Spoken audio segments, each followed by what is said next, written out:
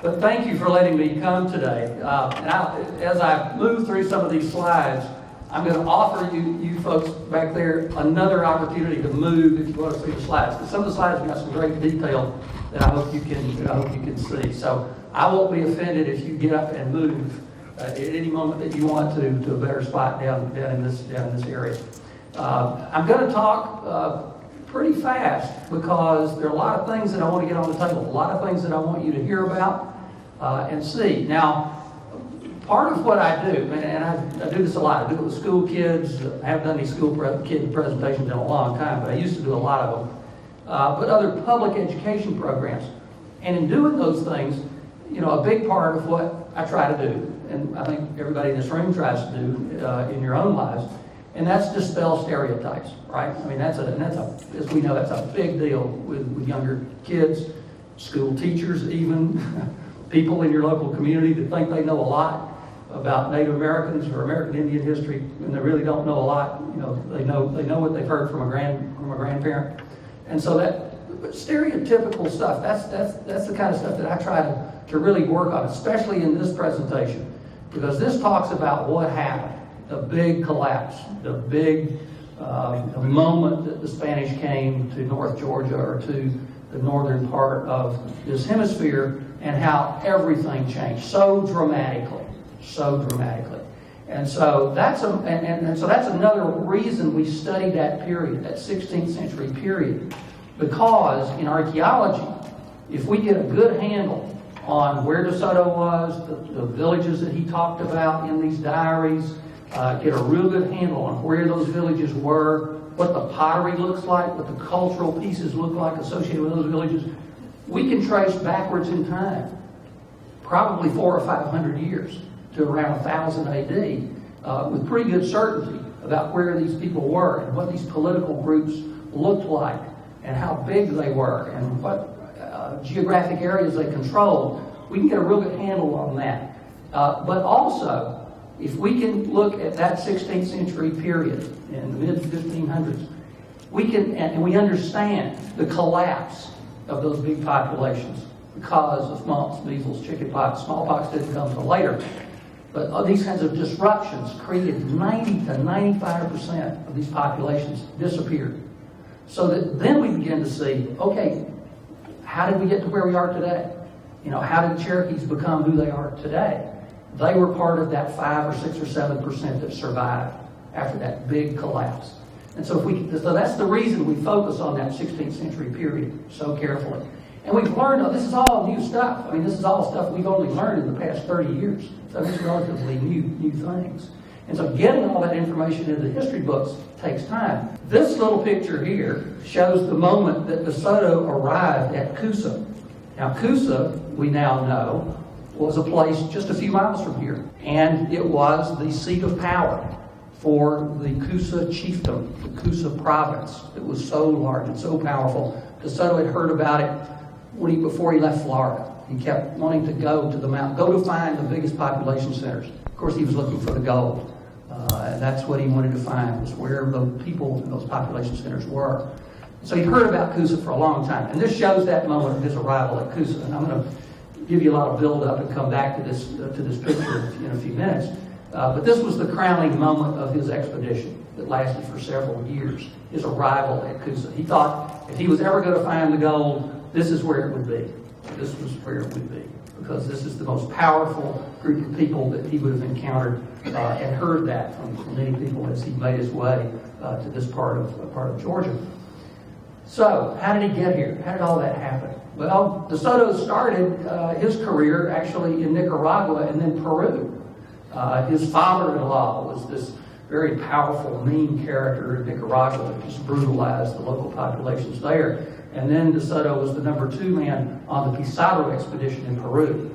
It just enslaved thousands of Indians, made them work, days and nights in the gold mines, and horrible guy. And of course, Spain took a lot of gold out of Peru and back to Spain. And he went back and had made all of this money, tremendous amount of money on this expedition. And he said, okay, I was the number 2 guy on that expedition. Now I'm going to lead a new expedition. Who wants to go?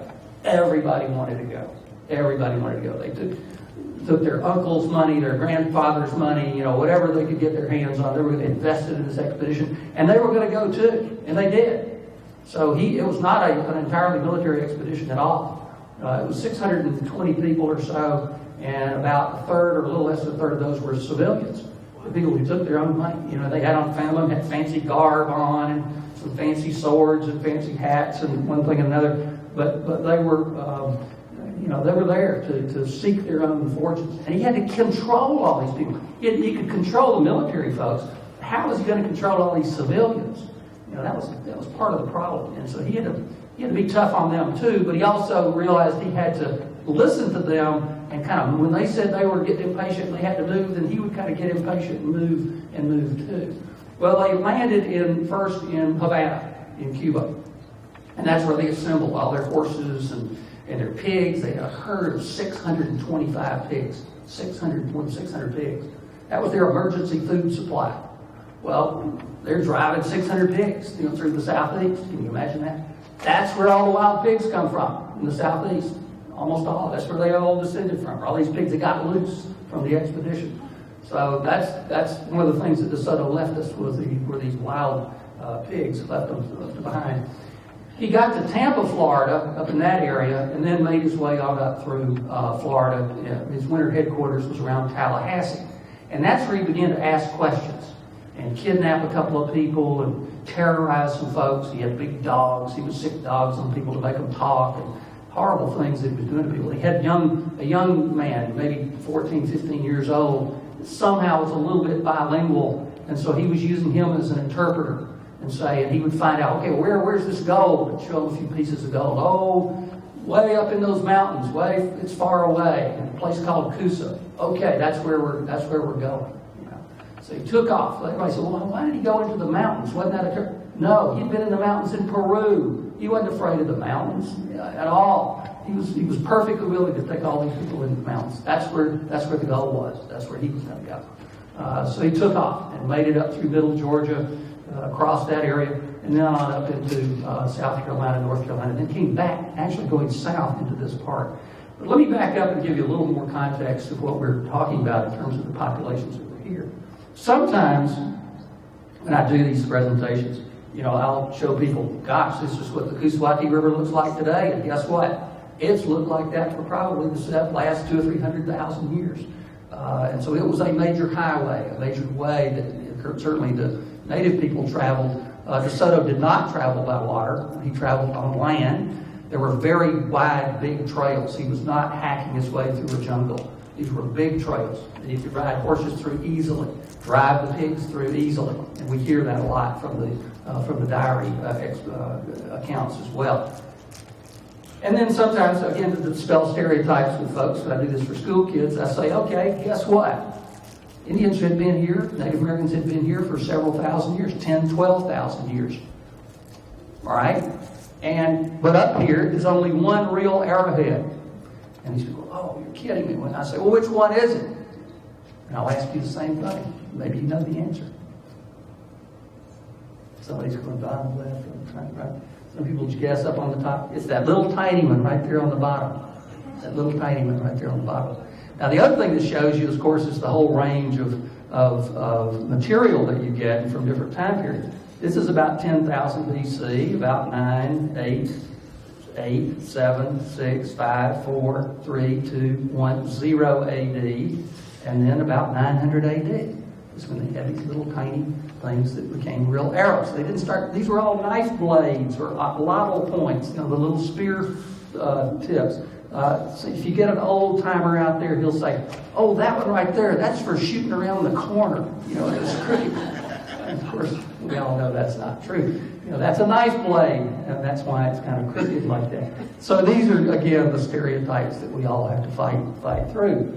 And I show this as a slide to show people the context of what we're talking about. You know, the Paleo-Indian period, Archaic, Woodland, Mississippian, and that Mississippian period, of course, now that's when DeSoto came through, was at the end of this Mississippian period, a time period when you had big mounds, big political systems, all these things that were going on. This just shows you how these chiefdoms rose, with a beginning over time, starting around there near Cahokia Mounds, right near St. Louis. And then very quickly, within 100 years or 200 years, this had spread throughout the southeast, very, very quickly. This idea of big mound systems, big political power systems, with agriculture and wonderful artistic goods, all kinds of things like that. It spread very, very quickly. Well, and mound sites in Georgia in the period 1200 to 1500 AD. You got a lot of them down in here. That's Columbus, Macon, Augusta. And why would those be in that line like that? The fall line, exactly. So where the rivers are coming down and dumping native, very fertile soils. And if you live along that fall line, you can easily get to different kinds of plants and animals up in here in a 5 or 10 minute walk, and another group of plants and animals just below that fall line, also close by. Well, guess what? In northwest Georgia, we had something very similar. This is a different geologic zone up here. We call it the Ridge and Valley Province of Georgia. But what it means is we have these mountains over here in the Cohutta Range, the big Fort Mountain that you can almost see when you stand up here in the parking lot, a little bit to the east. And that is a break of mountains, and there are rivers that break those mountains flowing west. And so this begins to look like then a fall line up here in northwest Georgia. And right on that fall line is where you got the big villages at Etowah and at Kusa. And Kusa was there, right there at where Carter's Lake, Carter's Dam is today, where the Coosawattee River breaks that Cohutta Range. And you'll see some more pictures of that in a minute. Middle Mississippian cultures and what we call all those things. So you begin to see these things culturally that we can identify. Moundville, Etowah, Savannah, Hiawassee Island, Pisgah Phase, PD, Middle Mississippian, Cahokia, Caddo, Plaquemine, these kinds of groups we identify by pottery types more than anything else, assemblages of the things that look similar, and that's what they kind of look like. And politically, they were probably very similar to that as well. You begin to get these river systems in Georgia. A lot of you are from Georgia, so you'll know this. This is the Chattahoochee River in Atlanta there. This is the Etowah River. This is the Coosawattee. That is the Conasauga. Coosawattee and Conasauga make the Oostanala. The Oostanala and the Etowah make the Kusa River. So this big basin of rivers here, this river here, the Chattahoochee River, and then not any big river. The other rivers here are draining to the south. One of the things we learned from the DeSoto expedition, and we can confirm archaeologically, is that there weren't many people living down in here during that period. It was like a big no man's land between these population groups living up in here and those living down near Macon, Okmulgee, 100 miles or so in between. And they talked about this. These Indian groups told DeSoto, oh yeah, we're in a permanent state of war with those people. Permanent state of war. Now you had traders that could trade in between those groups. We know that because of some of the objects that we see coming and going. But they were in a permanent state of war. They knew about each other from these traders and other people, but they stayed away from each other very, very substantially. What Cahokia looked like in 1300 AD, big substantial mounds, big open grounds in the middle, common grounds that you had, council houses, all of those things. Well, we had the same thing in Georgia. Etowah mounds, the big mound A, mound B, mound C, the river here, and big open plazas as well. Very similar. Cahokia, Etowah just wasn't as big as Cahokia, but it was certainly substantial. And a little bit later, beginning about 1500, guess what? No mounds. No mounds. Very few mounds. There were still some smaller mounds that were being used, but there weren't many mounds. And I kind of call it urban sprawl. That's what's going on. You had these big mound areas like Okmulgee and Etowah, where they were building some mounds and using some mounds, but mostly they were starting to spread out. The villages were getting too big. Birth rates were going up like crazy. Infant mortality rates were down. The population was exploding between about 1400 and 1500 AD. Population just exploding. And we see these villages popping up all up and down these rivers. And they look like this. No mound, big council house, a ditch, like a moat, this defensive wall or palisade up against the river. Very similar. So we've got lots and lots of those sites here in northwest Georgia that match that period. And when I was a kid, when I was 16, 17 years old, I was out looking for pottery. I was looking for these sites. First, I worked with some archaeologists that knew each other when I was a kid. And they let me come work with them. And I figured out, oh my gosh, I can go up and down these rivers and I could look for things on top of the ground and then identify maybe these sculptures from the pottery. And so I began to do that. And I began to go up and down.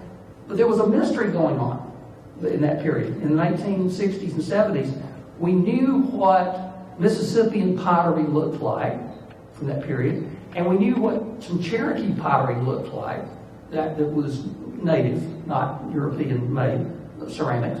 We knew what those looked like.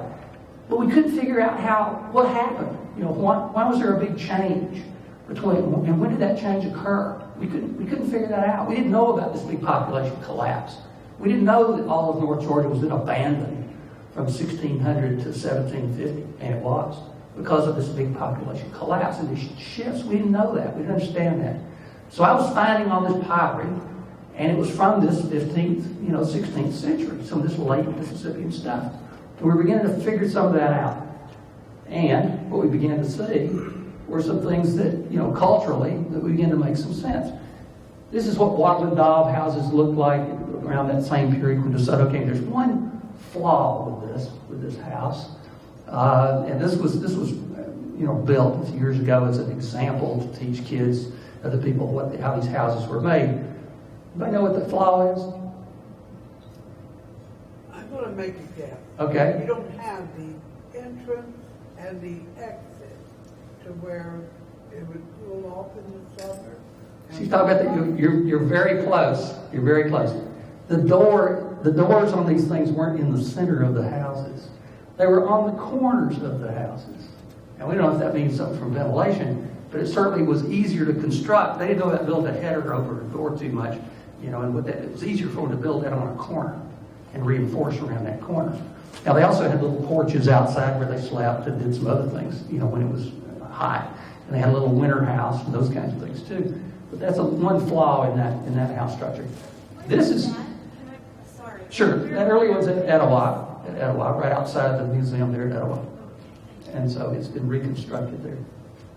And yet they're showing here in the foreground here, this is, the wattle, the weaving of this cane back and forth here, and then the plastering with the mud on top of the cane, and then this thatching and how that works on the roof. So they're explaining that in these little displays out front of how these houses were built. Archaeologically, we can confirm, we know that because occasionally these houses burn down. And when they burn down, they didn't burn down really fast. They burned down kind of slow. The cane would the thatch might catch fire up in the roof or the hole or where the smoke hole was, and they'd catch fire and then it would burn kind of slow. So everybody got out without anybody getting hurt. But then you couldn't really put the fire out, so you just kind of watched it burn. And it burned down kind of slow. Well, when it burned down slow, it was cooking that mud, that wattle and daub. It was baking it, almost like brick. So archaeologically, we can go in and we can find that. Even with plowing over the years over the top of a site like that, it might plow into that red hard burn stuff, but it's acting as a protector on that house. Here's an example of that. This is the house on the Kusa River, just west of Rome, and this shows in the foreground. These are posts that we've dug out where the palisade used to be, the protective wall around that village.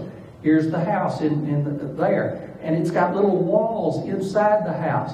DeSoto talked about those being little platforms. They actually had beds on those little platforms. And you'd have 5 or 6 or 7 people living in that house. And you've got a center portion in here that's a hearth, and it's made of molded clay. Now this house floor is actually semi-subterranean. It's dished out a little bit, so it goes down 2 or 3 feet. It makes it cooler in the summer. It makes it warmer in the winter that way. It's got that dish shape to it. It also helps protect it archaeologically from plowing and erosion. So that over the years, when all of this collapsed, the roof and everything collapsed on top of that house, then it protected that. So that this field was then plowed for 80 years, a long period of time. But it didn't destroy that house. So archaeologically, we go in there and we take that material off very carefully. Take it all off. It's a time capsule. That house is exactly the way it was the day it burned down. All the tools, all the food that was being prepared, all the pots, whatever it was that was in that house, it's just perfectly preserved right there. So you can imagine how horrible it is when somebody's looking for just artifacts and they want to go in there and dig up graves, or they just destroy all that information. And that's one of the things that we've worked so hard to try to keep from happening. And with some of the laws that we passed, we found we've been able to do that. But this is something that's very interesting about this house. This house burned down in October. Now, how do we know that? How do we know that house burned down in October? Well, in there we found honey locust seeds. And honey locust pods are only gathered in October, right? And so they hadn't had time to disperse them or really finish processing them, and they were all in a pile over in the corner of the room. That's how we know that house burned down in the fall, probably October. So those are the things that we learn when we get to process all those little pieces of seeds, and we know which side of the house they were doing which kinds of things on. I mean, all of that we can learn from the material that's in that house. Now, on this same site, in this same location, on the Kusa River, in 1972, a man named Pat Garrett, who's still alive, he's an archaeologist up in Tennessee, now he's retired in Danvers, Tennessee. He was teaching at Shorter College, a little college in Rome, Georgia. And Pat had seen something from the 1920s. He had seen some material that had washed out in the flood. And he said, okay, that's some of that weird material that we don't quite know. It's not really, it's kind of late Mississippian, but we don't know how it fits. He was trying to figure out that same thing that was baffling everybody.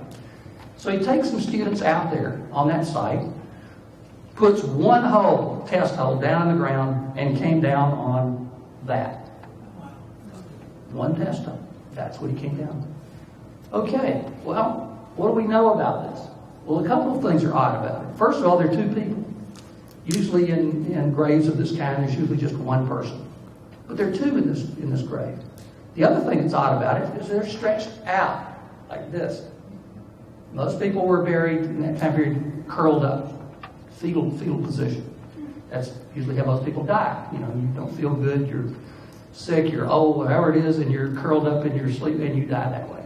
And that's how most people were buried, is curled up. So these people are stretched out, and there are two of them. Well, then some other weird things start to look at. There is a terrible gash in this person's head right there. And it could have only been made with a metal, a very sharp weapon. If it had been a stone tool like some sort of battle axe, it would have crushed, it would have made a crushing type of blow, not a sharp cut like that. Well, further analysis showed some other odd wounds on these people. They had wounds on their lower legs, and they had wounds on their arms, and then this wound in the head. So no wounds in here, in the center part of the body. Began to figure out some other things, and some other things began to show up, like this, a sword on the same side. And we call this a basket hilt broadsword, because it has this funny kind of grouping of metal on the handle, and it's broad and flat. This sword was made in either northern Italy or southern Germany in the period of early 1500s. Wow. Okay, now, we've got some sort of European thing going on. Must be related to De Soto. He was the only explorer, the only Spaniard in this area in that early period of the 1500s. Must be some contact with him, and must have been also the person that had something to do with the death of these individuals. Then we began to look at European battle sites and some other things we learned about European battle sites. In European weaponry, they've got something called a halberd. And it's a big, long pole arm, and it's got a funny little curved thing on the tip. It's like an axe, essentially. And when you're fighting hand-to-hand combat, and you can't shoot arrows at each other, but if you're really doing hand-to-hand combat, you want those big, long poles, because what you're going to do with it is try to cut somebody's legs out from under them. You're going to cut the legs out from under them, and then while they're down, you're going to come over with your sword, you're going to hit them over the top of the head. And that's how you kill people. These wounds are just like that.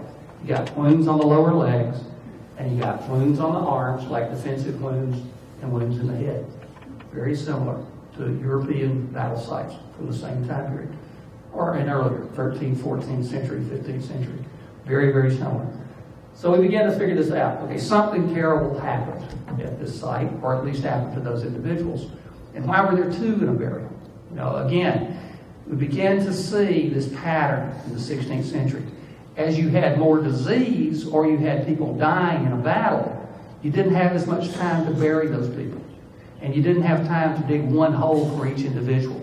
So you begin to see a common pattern of 2 or 3 individuals in the same hole, in the same grave. And so that, you begin to see that pattern a lot in the 16th century. You got a lot of people dying in a short period of time. This is what that village looked like as it's been reconstructed. That's the Kusa River in the background. This, again, big open plaza, council house. The house we were just looking at is that house right over there, right on the edge of the village. And then you got crops being grown inside here, a protective wall. That village was only occupied for about 20 years. So a really short period of time.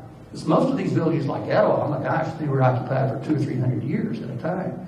So these smaller villages occupied short periods of time. Again, big population explosion going on. And it's very typical of one of those villages. Well, this is another picture of what those villages looked like from the 1600s. And this was up in the Mississippi Valley. You can even see little houses, little gate houses. It was a big defensive work around those villages.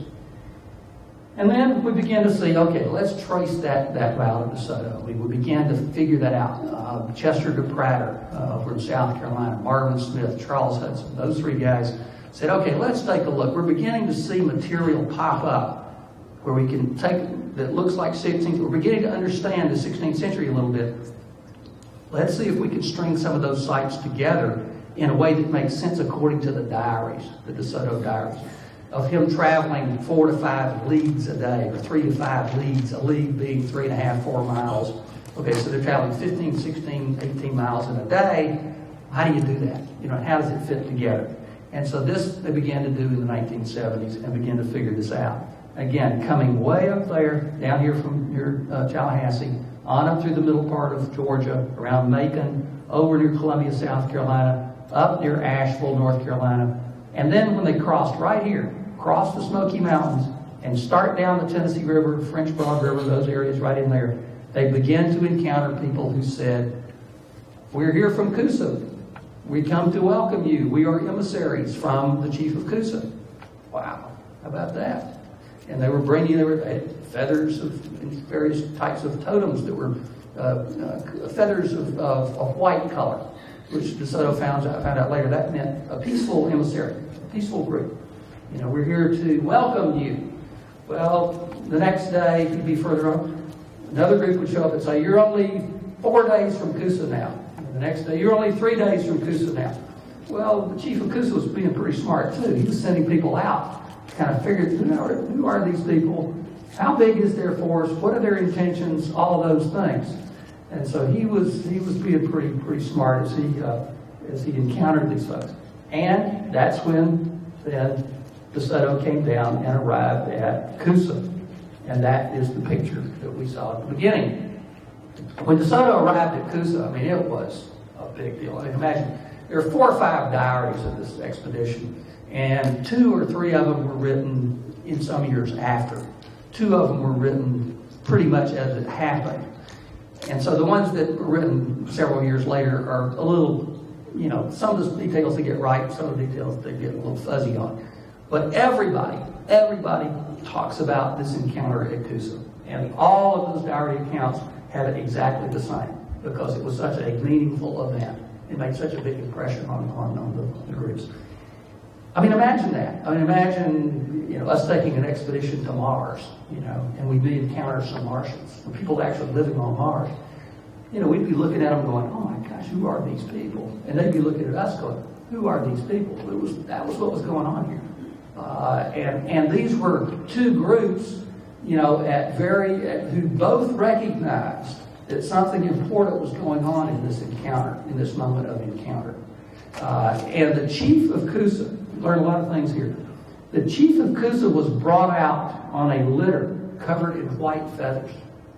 And the principal men around this chief were higher status people. These were principal men, principal chiefs. They were not common people. Common people were not supposed to go anywhere near this chief, this paramount chief. And the reason he was being carried around on a litter, and DeSoto learned this, is that he was supposed to be so of such a regal nature and so important and descended from the sun, his feet were not supposed to touch the common ground. That's why he lived upon a mound. And he lived in a small, we did have small mounds at Kusa. They were not very high, maybe 10, 12 feet high, but high enough. That was the chief's house up there. He was not, when he comes down off that mound, his feet weren't supposed to touch the ground. He was being carried along on this litter. And these were people blowing flutes, and they were wearing marten skins, is what the Spanish called them, and how they were fragrant, whether they were black and white. It was skunks, it was polecats that they were wearing the skins of.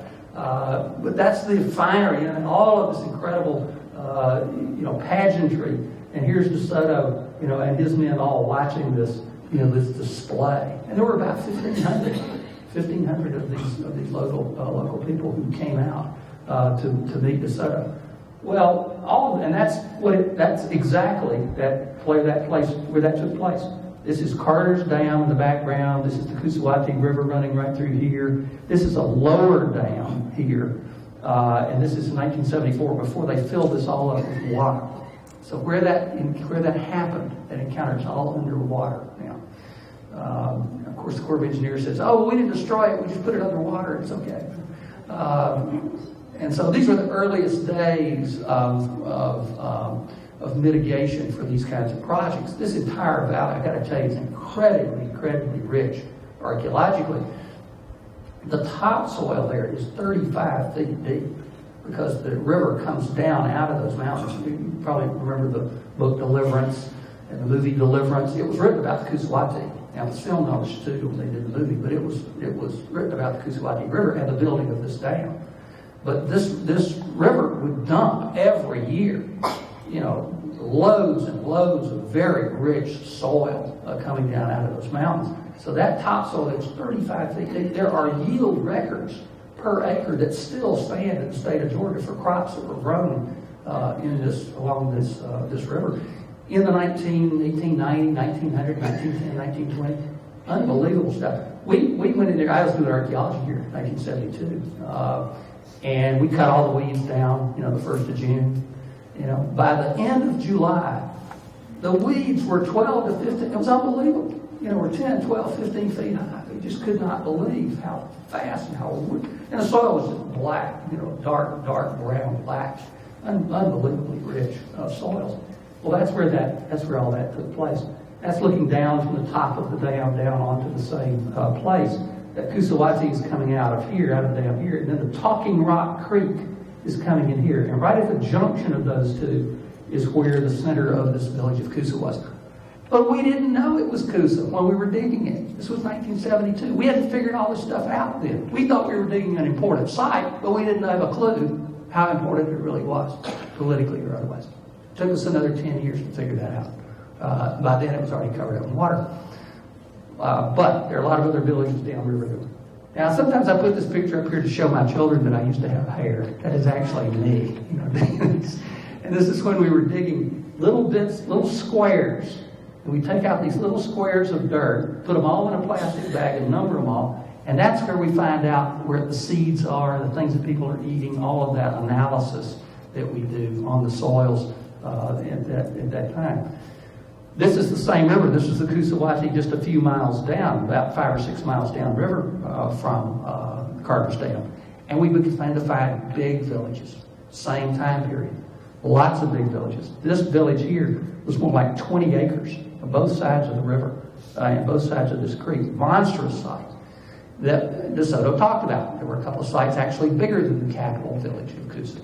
And this we think is one of them.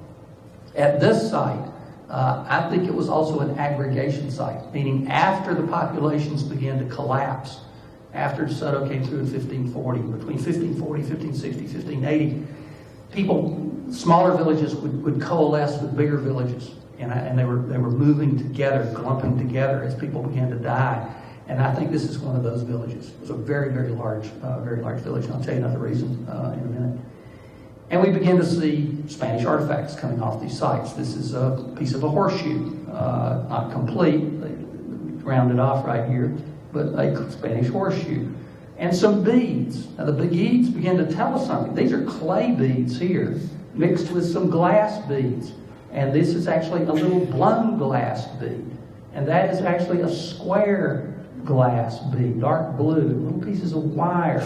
Well, we can look at those beads and we can tell when this site was occupied. We can tell when those beads were manufactured. They were manufactured in Italy, and we know from the colors and the layers in there when they were manufactured. These beads were manufactured about 1520. So just before the DeSoto expedition happened in 1540. We also saw, we can compare these beads to other sites where we know DeSoto was. This little blown glass bead right there, only one we've ever found in Georgia, but it matches up to a blown glass bead found in Tallahassee, where we know DeSoto's winter headquarters was. So we can say, it looks pretty good. This evidence looks a lot like DeSoto came through here and interacted with the Indians during that period at this particular site. Just checking my time here. What time am I supposed to end? 3:45 here. Whenever you feel like. Whenever I feel like it. Okay. Well, I'll keep going now. I'll try to speed it up a little bit. But these are important, artifacts for us to sort out whether the Spanish were here and which Spanish were here. Because guess what? There was another expedition 20 years later that came back to the same place. And this one came from Mexico City. It was called the Tristan da Luna expedition.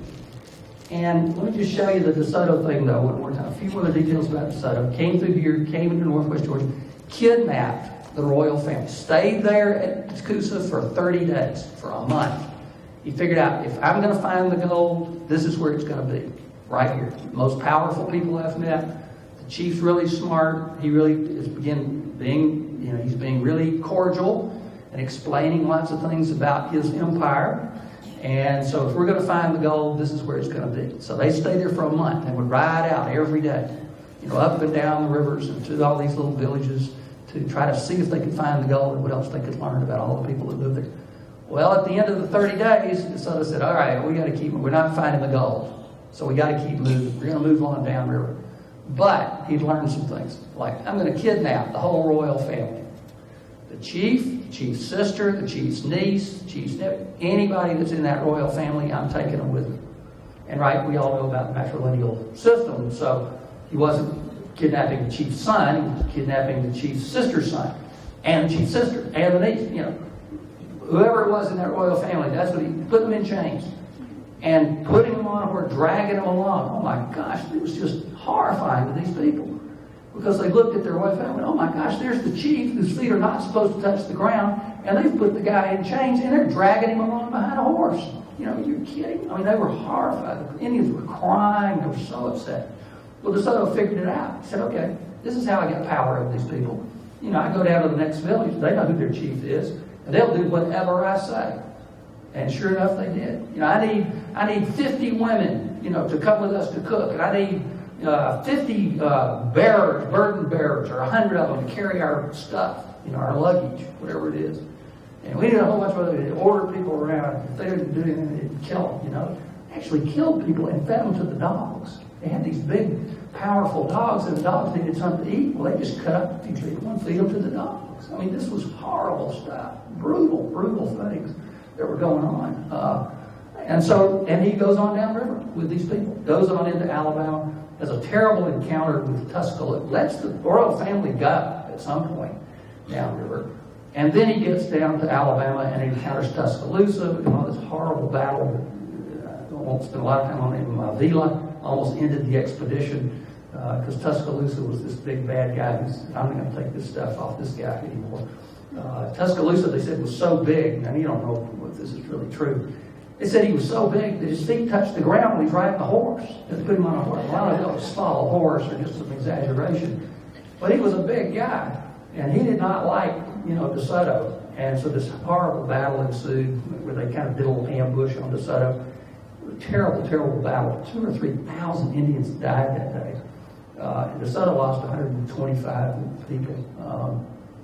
But many more wounded. And so the expedition never recovered from that. And they went on into Tennessee, went on into Mississippi, and across the Mississippi River. DeSoto dies on the banks of the Mississippi in Memphis, near Memphis. The expedition actually built boats. They had a shipwright as one of the people in the expedition. And they built boats. And I mean, they saw really, the shipwright says, we don't have enough metal to make enough nails to make really thick boards. So we're going to have to make really thin boards. And they did.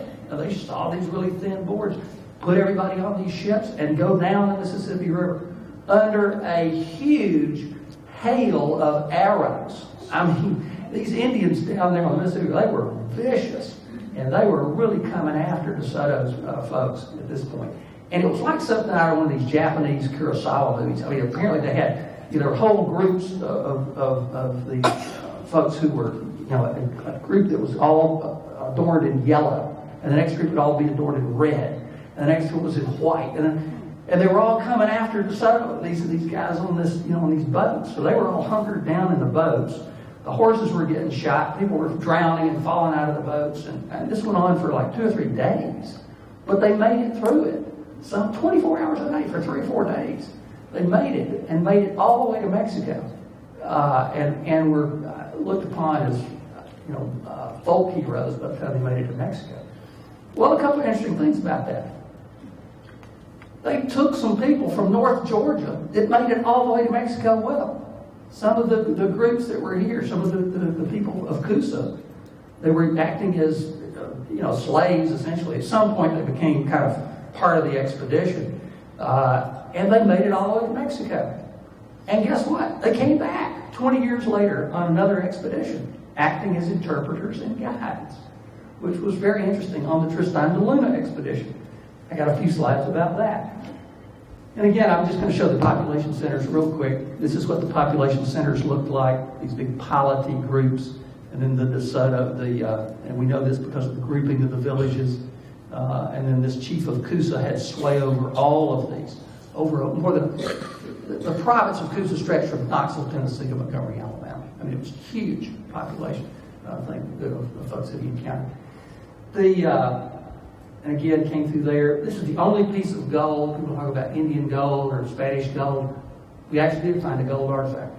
This was found on the Etowah River, downriver from Etowah Mounds. And it was where we were troweling through a site, a 16th century site, and boom, this little thing pops up. And a student had troweled that up right off the top of it and almost threw it away. It looks like an old tie clasp or something. No, wait. Let's look at that. And it's a piece of gold inlay that laid in probably a wooden box of some kind. And so it's a little copper backing on it, and then this gold and little enameled flowers on top of it. So that's the only gold thing I've ever seen in 40 years of doing this kind of work. And there's again the route of DeSoto. Then the route of Tristan da Luna. Tristan da Luna gets shipwrecked down here. They have 1,500 people. They're going to go. They brought 1,500 people. They were going to bring all of them back up here to Northwest Georgia, because they thought that was halfway between Santa Elena over here in South Carolina and this over here. Well, their geography was a little off. But they were going to come all the way back up here with 1,500 people. But these ships got destroyed in a hurricane before they could unload the ships. So they were starving. They were sitting here on the bank not knowing what to do. They were farmers. They were not only a small piece of village. Most of them were farmers and artisans. They were going to found this colony. That's what they were really going to do. They came on up here. The Indians had stripped all this land of food. Just 20 years later, they remembered those Spanish. They didn't like them. So they stripped the land of every piece of food. And these people were eating their saddles. They were trading their clothes for food. They were doing whatever they could to stay alive. Well, they decided to stay mostly right in here. But they took 125 of the expedition and said, okay, we're going to see if we can still make it to Kusa. And see if there's enough food up there, we'll bring the rest of the expedition up and still make it. Well, da Luna, by this time, he'd been sick, maybe he had malaria, he got a fever. All these people were mad at him. And so, we're going to take really good notes about this expedition, because we're going to sue him. We're going to sue him when we get back. Well, the good news is we got lots of documentation on this expedition, because they were going to sue the guy. So they take 125 people and make it all the way back to Kusa. Remember, using the same people as interpreters and guides who were from Kusa. Came all the way back up there. They had 2 priests on that expedition too. They stayed there for 6 months. And that is a remarkable piece of information. All of the things that we learned coming out of that part of the expedition we learned. When they get back to Kusa, they look around and go, wait a minute. this used to be a really powerful place. It's not quite the same. Were we bewitched when we were here before, or does something happen? That begins to tell us that just in 20 years, Kusa was starting to decline. You already had a lot of things going on showing that decline. One of the things was that a group up here called the Napoches up here in Chattanooga, they were not paying their tribute to Kusa the way they were supposed to.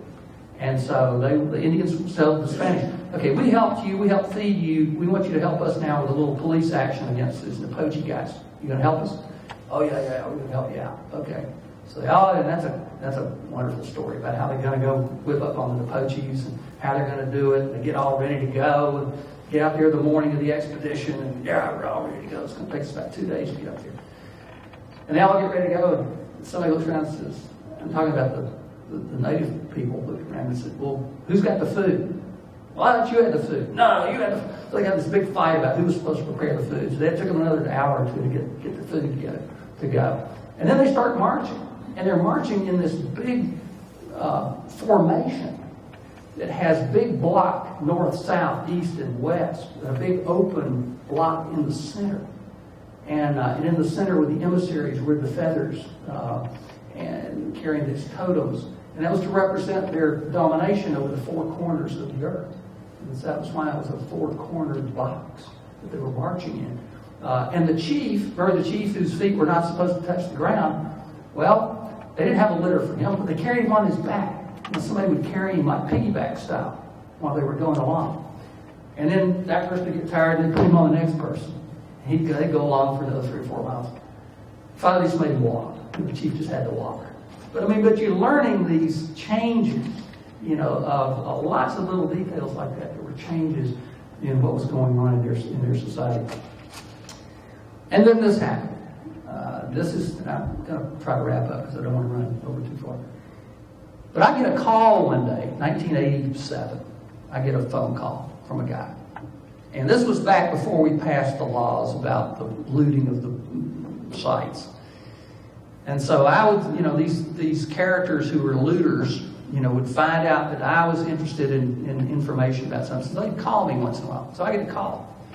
And this guy says, hey, this guy's at a bait shop, in Calhoun, Georgia. He says, there's some guys found a piece of copper up here, up on the river, that big village that I showed you a few minutes ago.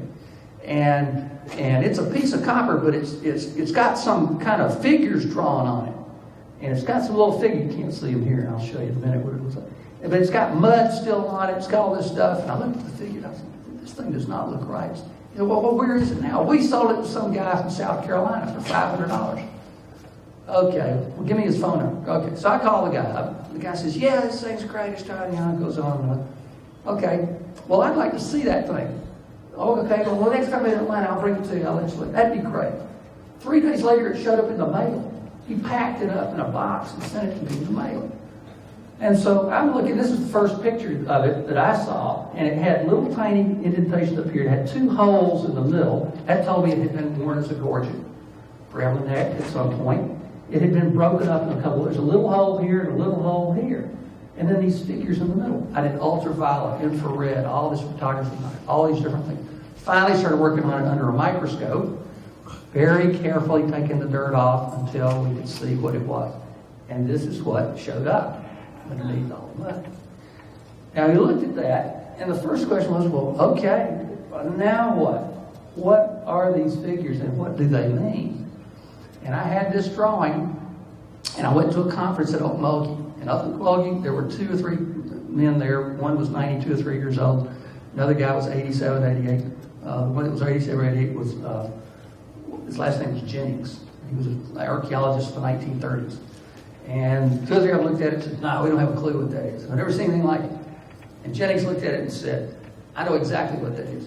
That is right out of the 16th century text in Mexico from a priest named Sahagún. What? And he said, yep, there's 23 volumes of these texts where this guy spent his whole life. He spent 60 years of his life documenting Aztec life in Mexico and documenting every aspect, everything from the flowers, the clothes they wore, to the foods they ate. It's all in Nahuatl, the native language, and it's in Spanish, and it's all in color. You got to be kidding me. So I immediately ran off to find those, went through all the 23 volumes and began to figure out what this was. And I'll shorten the story on this. This is the announcement of the birth of Christ to Mary, but done in Aztec clothing styles. This is an Annunciation Scene, which means somebody, a native person in Mexico in the 16th century, with Christian religious training, took what they knew, put it together with Aztec clothing styles, and told the story of the announcement of the birth of Christ to Mary. And then that comes as a cover to a Bible or a book, all the way to Northwest Georgia, and is buried with a 12 or 13-year-old child, we think. And was adapted, taken off the book, and then adapted as a necklace around the neck right there. This is the angel Gabriel handing a flower to Mary. His hand outstretched in Nahuatl style is actually giving instruction, and this is receiving instruction. So it's a little reverse from what we would think. This is called a huipili, a female wears, and this garb is still in Mexico today. And this is a stamped neck design here. I'll come back to this little detail. It's very important. This cloak is knotted at the neck. The neck is knotted here. In Aztec life, the knot is supposed to be back here, unless you're a messenger or a chief, and then the knot can move to the front. So all of this means something. All these little details mean something. Every little mark in here is carefully done. There are no stray marks, because each one of these marks had to be cut with an obsidian stone tool over and over and over. There are no stray marks here. So every mark means something. This is lilies over the shoulder, and if you go to Europe, you go to any church in Europe, you're going to see almost all churches have an Annunciation Scene. They got all these different depictions of the life of Christ, and they start with an Annunciation Scene. The angel is almost always here on the left. Mary is on the right, or in the center. And over here is the odd animal. This represents an ox. They're showing the split hoof, a downturned horn, neck folds, and this is represented as an ox. The story of the Annunciation is told in the book of Luke. And in the Old Testament, Luke is sometimes shown as an ox. So Matthew, Mark, Luke, and John are talking about different animals. And Luke is shown as an ox. This little detail right here, in all the 23 volumes, I only found 2 references to this. This shows a torn and mended skirt. The skirt has been torn, and it's got 3 little threads tying it back together. Women in Mexico today, or in Central America today, will put on a torn and mended skirt when they're trying to negotiate better in the marketplace. They're putting on their downtrodden clothes so they can negotiate better for prices on things. It's meant to show a woman of more modest means. And in the Annunciation Scene, in the Bible, when you read it, the angel says to Mary, "You are the handmaiden of the Lord." So this is meant to show her as a woman of somewhat of a modest status. The lilies over the shoulder are meant to represent the book of Isaiah. Out of the lineage of Jesse, Jesus will come. So this is supposed to show the tree of Jesse. There are flowers almost always like that in Annunciation Scenes in the Old Testament. That's what this story tells. Now that's a remarkable piece. Now some people call this the most important artifact ever found in Georgia, maybe in the Southeast, because of all the things, all the information that's packed in there. Imagine that. You know, the needing of Christian religious training in Mexico, a native person in Mexico with Christian religious training, maybe in a workshop, is making this thing. It gets to be the cover of the book of a Bible. It's brought on an expedition to Northwest Georgia, taken off, adapted, buried. Oh my gosh. Well, the 2 priests on the expedition, the lead priest, his name was Domingo de la Annunciación. And he came on this expedition, was chosen for the expedition because of his knowledge of native languages. He knew native languages, at least in Mexico. He was considered to be a priest of great understanding of native cultures. And that's why they wanted him on the expedition. So this may have belonged to him. And the Bible may have been made as a gift to him, given to him to take on this expedition. He might have used it as a teaching tool as well, because they used a lot of pictograph things to teach Christian religion, and that might have been what it was at that time. That's the picture up close, what it looked like under the microscope of that one figure.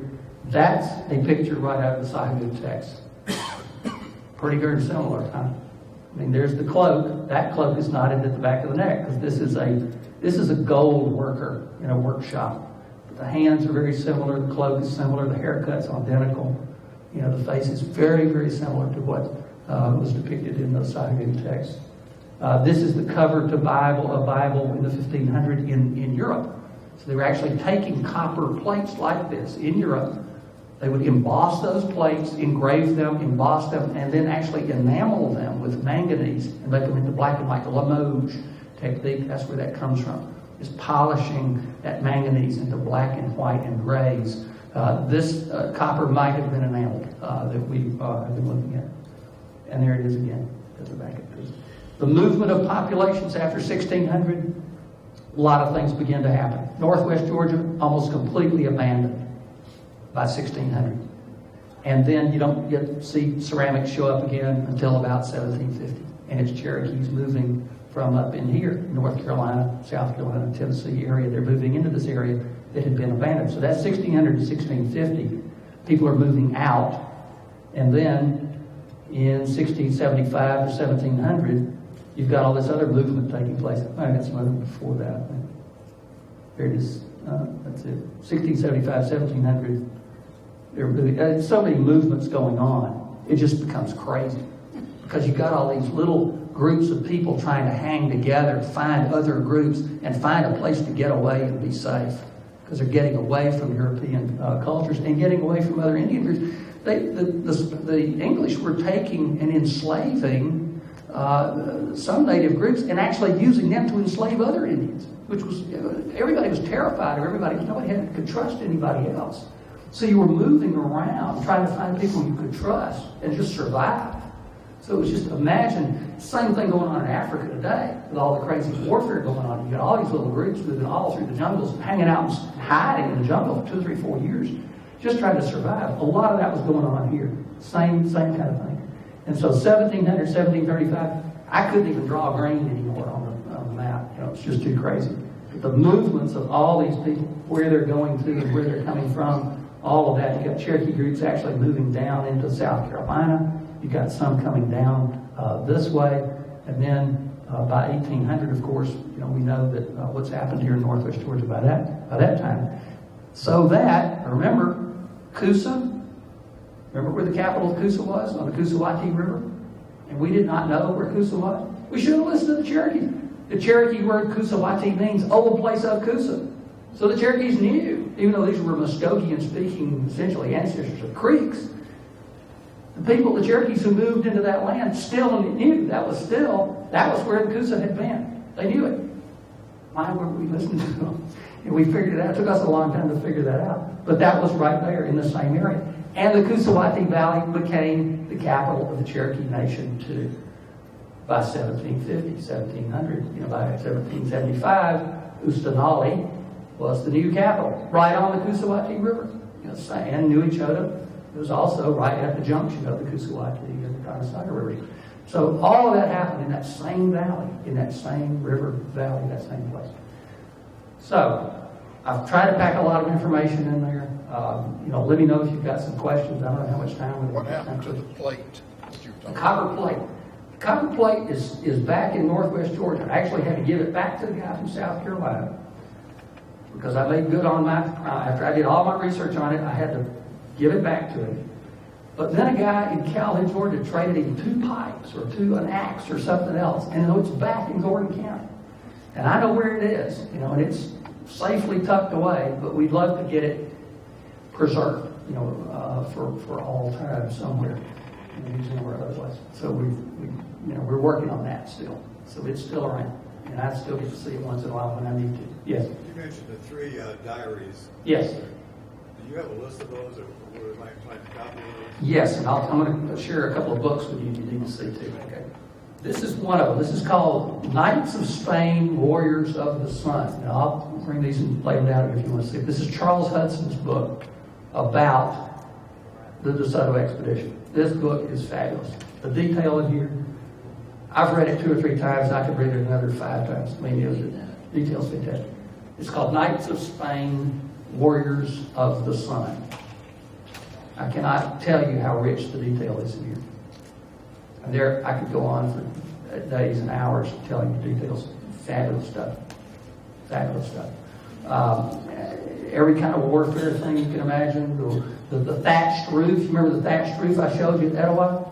Well, when DeSoto got to Coosawattee, which is over in South Carolina, they looked at the roofs of the houses. They were shiny. And the reason they were shiny is because they were woven mats. Very tightly woven mats on the roof.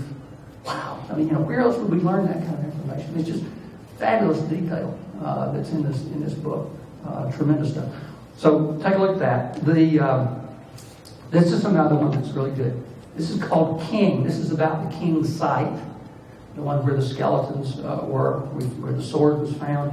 Dr. David Halley, Hally, wrote this book. He's been my mentor and friend for forever. Wonderful book.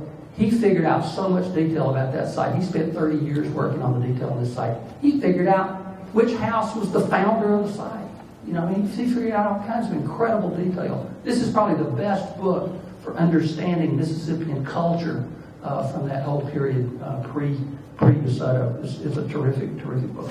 The copper plate is written up as the Smithsonian published my work on that in this book, and this is volume number 2. It's called Columbian Consequences, and it's a compilation of lots of research about the early encounters of Europeans and native cultures. And so it's a chapter in there as well. You can find my paper online too. If you just Google Coosawattee plate, that kind of thing, then it shows up that way as well. And one last book that I'll recommend to you, a researcher, Dr. John Worth. John worked with me for several years in Northwest Georgia. He's now at the University of West Florida. Brilliant guy. He did his undergraduate, master's, and PhD all in 6 years. University of Florida, went to Seville, to Spain. Everybody said, no, you're not going to find anything in the archives of Spain. It's all been seen. He's found 20 to 30,000 pages of material nobody's seen. This whole book, he's rewritten the whole history of the coast of Georgia and Florida, and all the mission systems and everything that happened, the breakdown of all of those things. Dr. John Worth. How do you spell work? W-O-R-T-H. W-O-R-T-H.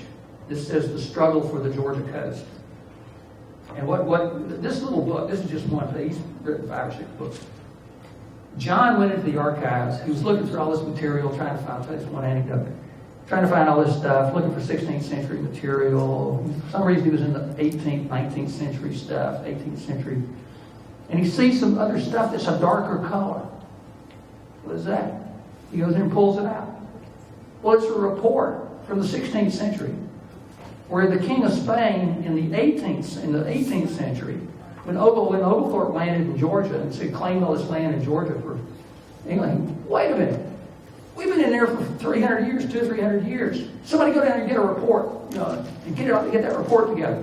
That's the report. John found it. So it's the report that the King of Spain asked somebody to put together to document all the things that the Spanish were doing in the 16th century along the coast of Georgia. Remarkable stuff. I mean, there are slaving expeditions and all kinds of crazy details that are, and John's got other books as well. So those are some references for you to help you. Yes? Collapse. A lot of it was disease, and again, it wasn't smallpox. It was mumps, measles, chickenpox, flu, and it would knock everybody out at once. It'd be a 2 or 3% decline in population. Another 5 or 6 or 7 years, 10 years, another epidemic comes in, goes down another 2 or 3 or 4%. Infant mortality rates going way up, birth rates going down, food systems all messed up, political systems all messed up, chaos, and it just everything just wound down and down and down and down. So it didn't happen in 1 week, it didn't happen in a month, it didn't happen in a year, but over about 50 years, 25, 30, 40 years, 50 years, there weren't anybody left. And the people who were left banded together and moved downstream, looking for safety in numbers. So they began to abandon the area. And that's what happened. Other questions? Yeah. What time period was it when the Scots came in with Cherokee? Well, and I'm not, I know a little bit, I know a lot about the Cherokees, but I don't know everything at all. And the Scots would have come in probably in, the late 1600s, early 1700s. Would probably be my best guess. Is when they came in there. And again, remember the Cherokees are much smaller population-wise than ever before, so they're hanging around. Some of them that are in the mountains of North Carolina, they're hanging around in little pockets. You got some working on the rivers in there. They start getting pressure from Europeans, and they start moving out of North Carolina, Tennessee, and moving down the river. I know you got to get out. Yeah. But I'm around for other questions if you got them. I'll be glad to hang around. Take a picture.